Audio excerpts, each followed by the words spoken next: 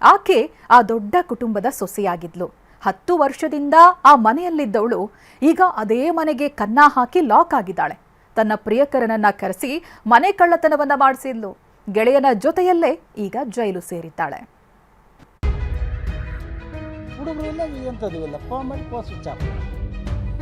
ಕೈ ಹಾಕಿ ನೋಡಿ ದುಡ್ಡು ಇಲ್ಲ, ಹೊಡೆಬೂ ಇಲ್ಲ, ಎಂಥದ್ದು ಇಲ್ಲ.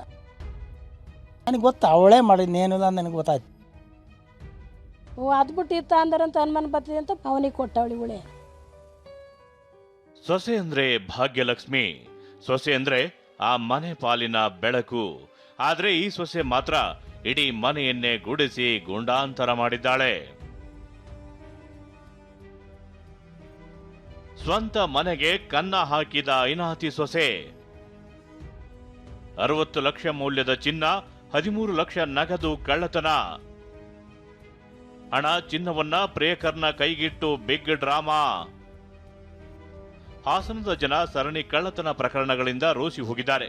ಹೀಗಿರುವಾಗಲೇ ಮೊನ್ನೆ ಅಂದ್ರೆ ಜುಲೈ 25ರಂದು ಹಾಸನ ಗ್ರಾಮಾಂತರ ಪೊಲೀಸ್ ಠಾಣೆ ವ್ಯಾಪ್ತಿಯಲ್ಲಿ ದೊಡ್ಡ ಕಳ್ಳತನ ಆಗಿತ್ತು. ದೊಡ್ಡ ಹೊನ್ನೇನಹಳ್ಳಿಯ ಚೆನ್ನೇಗೌಡ ಅನ್ನೋರ ಮನೆಗೆ ಹಾಡಹಗಲೇ ಕನ್ನ ಹಾಕಿದ್ದವರು ಬರೋಬ್ಬರಿ 59 ಲಕ್ಷ ಮೌಲ್ಯದ ಚಿನ್ನಾಭರಣ, 13 ಲಕ್ಷ ನಗದು ದೋಚಿ ಎಸ್ಕೇಪ್ ಆಗಿದ್ರು. ಜಮೀನಿಗೆ ಹೋಗಿದ್ದ ಕುಟುಂಬ ಮನೆಗೆ ಬಂದು ನೋಡಿದಾಗ ಪ್ರಕರಣ ಬೆಳಕಿಗೆ ಬಂದಿತ್ತು. ಇದೇ ಪ್ರಕರಣವನ್ನ ಪೊಲೀಸರು ಭೇದಿಸಿದ್ದಾರೆ. ಈ ಮನೆ ಬೆಳಗಬೇಕಿದ್ದ ಸೊಸೆ ಅಮೃತಾಳೆ ಅರೆಸ್ಟ್ ಆಗಿದ್ದಾಳೆ.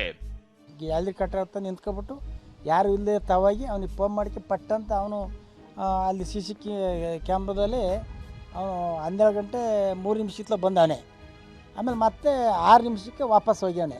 ನಮ್ಮ ಹುಡುಗಿಗೂ ಡೌಟ್ ಬಂದು ಒಳಗೆ ಕರ್ಕೊಂಡು ಕೇಳವನೆ, ನೋಡಿ ಈ ಕೆಲಸ ನೀನೇ ಮಾಡಿರ್ಬೋದು ಸಂಬಂಧ ಹೇಳು ಅನ್ನೋದಕ್ಕೆ, ಇಲ್ಲ ಸತ್ಯವಾಗೂ ಇಲ್ಲ ಹಂಗೆ ಹಿಂಗೆ ಅಂತ ಹೇಳವಳೆ.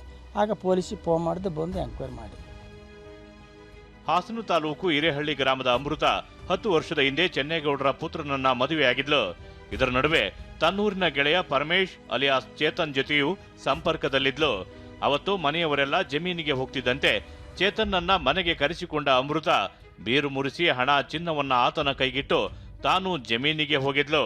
ಕಳ್ಳತನದ ವಿಷಯ ಗೊತ್ತಾಗ್ತಿದ್ದಂತೆ ಜಮೀನಿನಲ್ಲೇ ಡ್ರಾಮಾ ಮಾಡಿದ್ಲಂತೆ.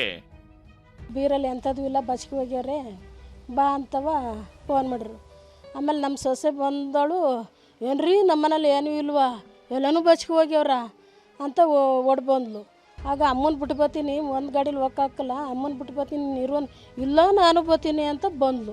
ನನ್ನ ಮಗ ಹೋಗಿ ಒಳಗೆ ಅವಳ ಸೊಸೆ ಕೇಳಿದ್ರು, ಅಯ್ಯ ನೀನೇನಾರು ಮಾಡಿದ್ರು ಹೇಳು ಅಂದರೆ ಇಲ್ಲ ನಾನು ಸತ್ಯಾಗಲೂ ಮಾಡಿಲ್ಲ ಅಂದು. ಆಗ ಅವನು ಪೊಲೀಸಿಗೆ ಫೋನ್ ಮಾಡಿದ. ವರ್ಷದ ಹಿಂದೆ ಕೂಡ 100 ಗ್ರಾಂ ಚಿನ್ನ ಕದ್ದು ಮನೆ ಬಿಟ್ಟು ಹೋಗಿದ್ದ ಅಮೃತ ಈ ಬಾರಿ ಇಡೀ ಮನೆಯನ್ನೇ ಗುಡಿಸಿದ್ಲು.